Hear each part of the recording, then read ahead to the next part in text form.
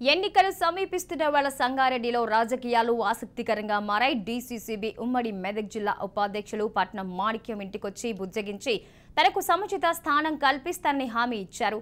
మంత్రి హరీష్ రావు తెలంగాణ ద్రోహులకు పదవి త్యాగాలు చేసిన తెలంగాణ ఉద్యమకారులకు మధ్య ఈసారి ఎన్నికల్లో పోటీ ఉంటుందని మంత్రి హరీష్ రావు అన్నారు. కేసీఆర్ చేతిలో తెలంగాణ రాష్ట్రం ఉంటేనే సుభిక్షంగా ఉంటుందన్నారు.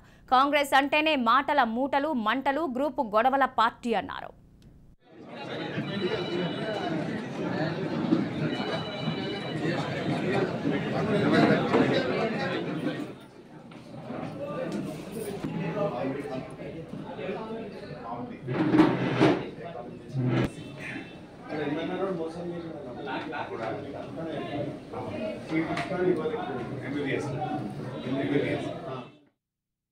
గారు కూడా గత 30 ఏళ్ల నుంచి కేసీఆర్ గారితో పాటు ఆ రోజుల్లో వారు పనిచేశారు. ఉద్యమంలో కూడా మొదటి నుంచి పనిచేసినారు. మంచి అనుభవం ఉన్న నాయకుడు. వారి సేవల్ని కూడా తప్పకుండా ఉపయోగించుకుంటాము.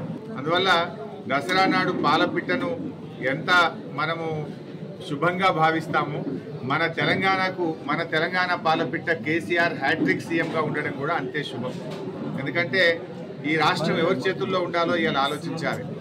ఒకవైపేమో తెలంగాణ ద్రోహులు, ఇంకొక వైపు తెలంగాణ కోసం గడ్డిపోచల్లాగా పదవి త్యాగం చేసి ప్రాణత్యాగానికి సిద్ధపడ్డ కేసీఆర్ ఒకవైపు ఉన్నాడు.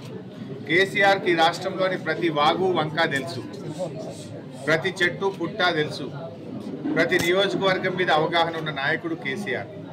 కానీ ఇంకొక వైపు ఉన్న వాళ్ళు ఎవరంటే రాష్ట్ర పిసిసి అధ్యక్షుడు. ఆనాడు తెలంగాణ కోసం రాజీనామా చేయమంటే రాజీనామా చేయని వ్యక్తి. తెలంగాణ ఉద్యమకారుల మీద తుపాకీ పట్టుకొని దండయాత్రకు బయలుదేరినటువంటి వ్యక్తి. ఓటు నోటు కేసులో పట్టపగలు రెడ్ హ్యాండెడ్గా దొరికినటువంటి వ్యక్తి. ఒకవైపు కాంగ్రెస్ పార్టీ నాయకులే నాడు ఓటుకు నోటు నేడు నోటుకు సీటు అని చెప్పి కాంగ్రెస్ పార్టీ నాయకులే చెప్తున్నటువంటి పరిస్థితి మనం చూస్తూ ఉన్నాం. మాణిక్యం గారు కూడా గత 30 ఏళ్ల నుంచి